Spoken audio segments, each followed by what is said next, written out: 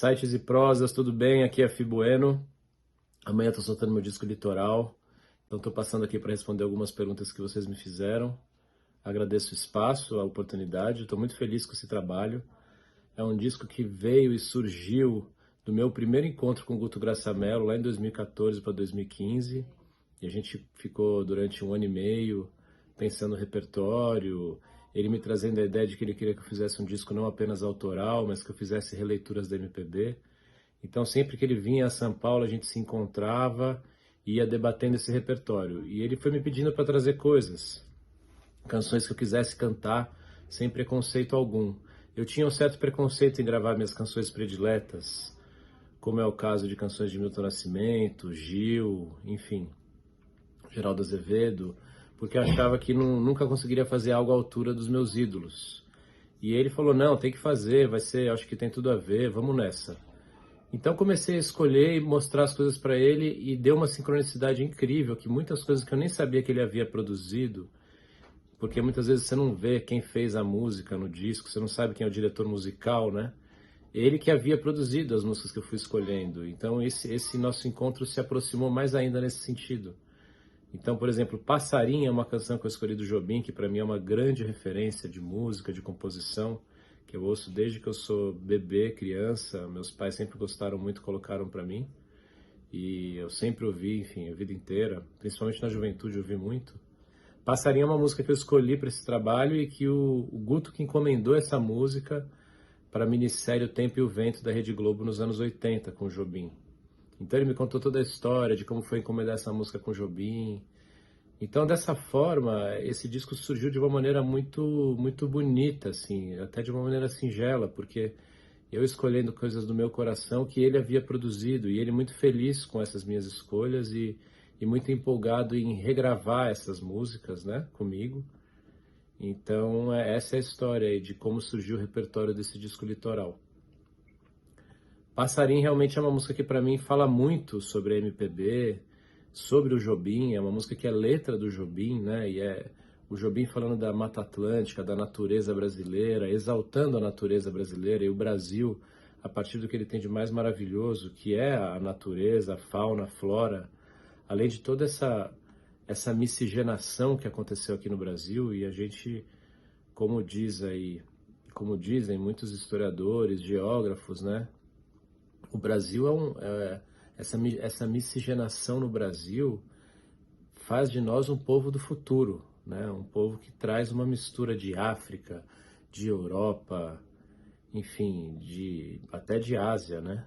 E por que não falar da origem indígena, né? Que se a gente for estudar, ela vem da Ásia, a formação do povo indígena. Passaram lá pelo Estreito de Bering, desceram aqui para a América do Sul, enfim. O Brasil tem toda essa riqueza, né, cultural, mas também tem essa riqueza de fauna, flora e natureza. Eu acho que o Jobim ele consegue traduzir muito isso no trabalho dele. Passarinho é uma música que fala muito dessa fauna e dessa flora de um jeito maravilhoso, né? De um jeito muito poético. E ao mesmo tempo essa ideia da liberdade, que é uma coisa que vem no pós-ditadura. Passarinho é uma música dos anos 80, né? Então essa música para mim representa muita coisa do ponto de vista de conteúdo, de história brasileira, coisas que eu já vim estudando com Darcy Ribeiro. Enfim, eu fiz letras na USP, FEFELESH, estudei muito ciências humanas, estudo até hoje. Me aprofundei muito em astrologia e tarô e ciências ocultas. E meu trabalho espiritual, meu trabalho cultural, de estudos, ele é o bojo do meu trabalho musical. Eu sou música desde pequeno, estudei violão, estudei piano, mas quando tem canções assim como Passarinha, elas me tocam muito nesse sentido, porque elas falam muito de uma essência minha. Eu me identifico muito com Jobim por isso, inclusive. Não só pelas melodias incríveis, pelas harmonias maravilhosas, mas por ter essa capacidade de trazer diversos gêneros rítmicos para o trabalho dele, né? De ter sido o principal fundador da Bossa Nova, junto com João Gilberto e com Vinícius de Moraes, mas também por conseguir trazer esse Brasil pra gente, né, de um jeito muito bonito, sabe? Então Passarinho foi essa escolha de tudo isso. É uma música que representa tudo isso pra mim. Outra música que eu gosto muito desse disco que eu escolhi é Preciso Perdoar, que é a música que virou a música 1, o Guto que escolheu a ordem do disco. E é uma música que tem essa levada do João Gilberto, o jeito de cantar dividindo dele, que algumas coisas ele até trouxe para mim, porque essa música ele também gravou com o João Gilberto. Então tem algumas divisões da letra da música que ele me passou e que então eu estou reproduzindo nessa versão, e foram divisões que ele descobriu junto com o João Gilberto, né? O jeito de dividir a melodia de acordo com a levada harmônica, que é a grande sacada do João Gilberto, mantendo o volume da levada e mantendo o volume da voz e criando esse aspecto até jazzístico para a bossa nova, mas que, como muito bem disse o Jobim, não é que o Jobim tirou isso do jazz, na verdade o Jobim virou um cânone para o jazz, inclusive, né? Se você vai nas universidades americanas, se você pega o Real Book, que é o principal livro de partituras do jazz americano, tem muitas coisas do Jobim lá. Então eu acho que essa influência do jazz na bossa nova, existe também uma influência da bossa nova sobre o jazz. Eu acho que tem essa conversa. E uma característica que tem muito forte nos dois, muito marcante, é muito presente nessa música, esse cantar baixinho do João Gilberto, né, dividindo com muita sutileza o samba, junto com a levada de violão que se mantém nos pulsos do baixo, da levada, sempre no chão. E essa música, ela fala, ela traduz muito a bossa nova para mim, essa música. Ela traz esse baixinho, esse suave, esse canto, né? Esse canto do perdão, de não ter perdoado, enfim, esse lirismo da bossa nova, romântico, essa tristeza do amor que todos nós passamos nas nossas vidas, enfim. É uma música que eu gosto demais e por isso também está nesse trabalho. Dona da Minha Cabeça também é uma música muito especial para mim, porque daí ela já traz toda a minha influência do forró, que foi onde eu comecei dançando, cantando, e depois inclusive fiz um trabalho com o Guto e junto com a Anastácia, que é a rainha do forró. E esse disco Litoral foi feito antes desse disco com a Anastácia. Embora eu tenha soltado primeiramente o Identidades, que é esse meu disco com a Anastácia, Litoral é um disco que eu fiz antes com o Guto. Eu fiz para lançar nas Olimpíadas em 2016 e ficou na gaveta todo esse tempo, a gente esperando a hora que a gente achasse que fosse mais adequada para lançar.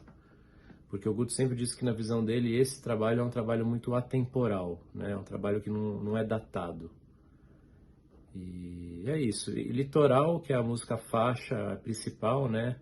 Que dá nome ao disco, é a faixa que dá nome ao disco.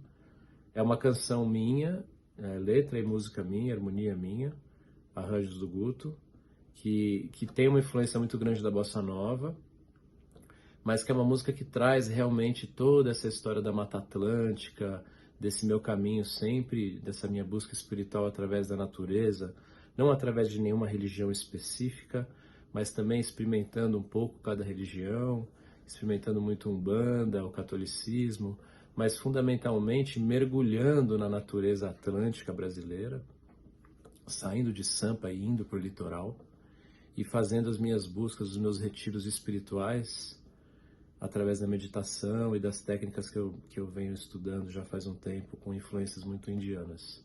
E outra pergunta que vocês me fizeram legal da gente conversar um pouco, né, a respeito dessa forma de lançar singles e depois lançar o disco inteiro, se será que tem um momento que a gente vai voltar a lançar os discos cheios sem os singles, se essa ideia de soltar singles veio para ficar. Eu acho que veio para ficar sim, porque os singles e os EPs, né, que são discos com 4, 5 músicas, eu acho que veio para ficar porque hoje em dia é muita informação, muito conteúdo, e as pessoas com muita pressa. As pessoas com muita pressa de consumirem, né, coisas novas. É uma ansiedade de consumo mesmo, né?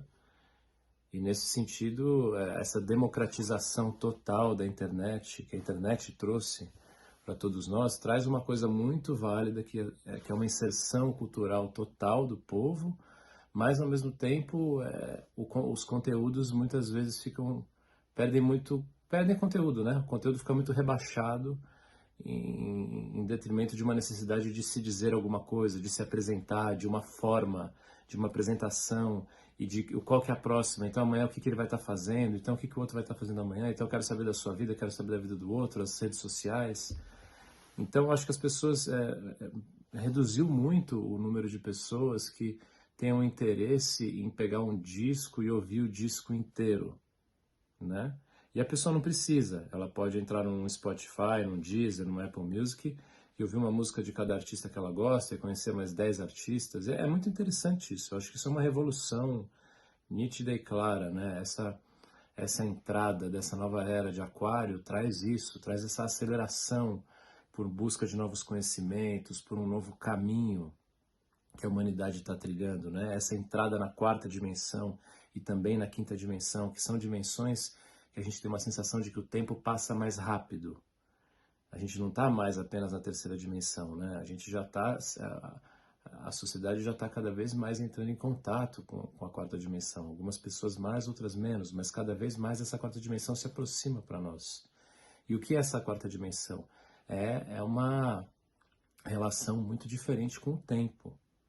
Nesse sentido, você lançar um disco hoje é uma coisa, de certa forma, é uma coisa um pouco de dinossauro até já. É impressionante, né?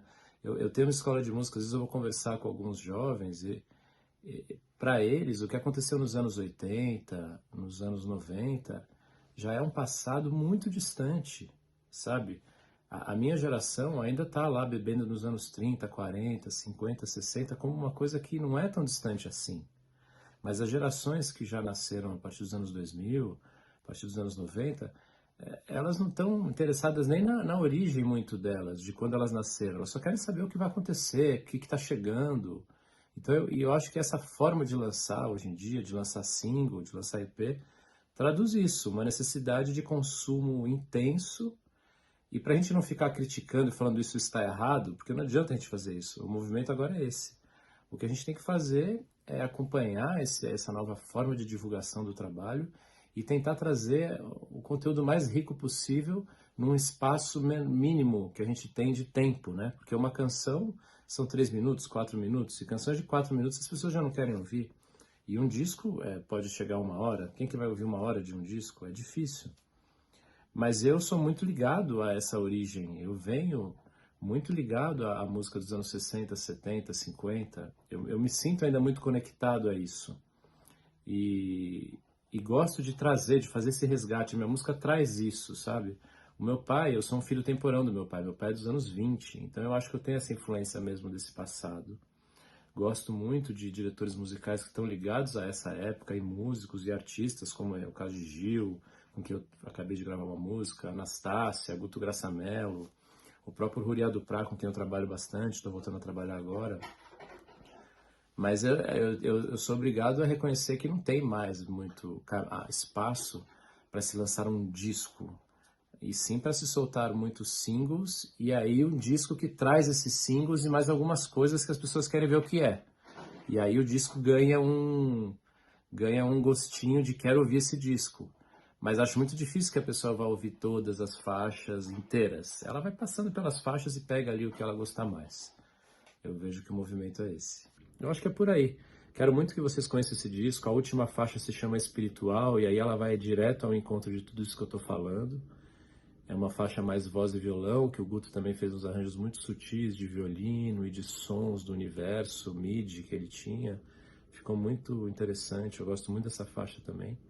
Quero muito que vocês conheçam esse trabalho. Para mim é um trabalho que me representa profundamente e que tem uma origem primeira e primeva desse meu encontro com o Guto Graça Mello, que é um diretor musical que me trouxe muito ensinamento na forma de cantar, na soltura do meu lado cantor, que sempre foi uma coisa que eu guardei de uma maneira mais tímida em mim e que eu comecei a explorar mais profundamente de 2016 para cá, muito graças a esse encontro com o Guto.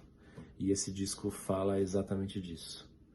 Tá bom? É um prazer estar aqui com vocês e compartilhar esse trabalho que está indo ao ar agora, sexta-feira. Grande abraço.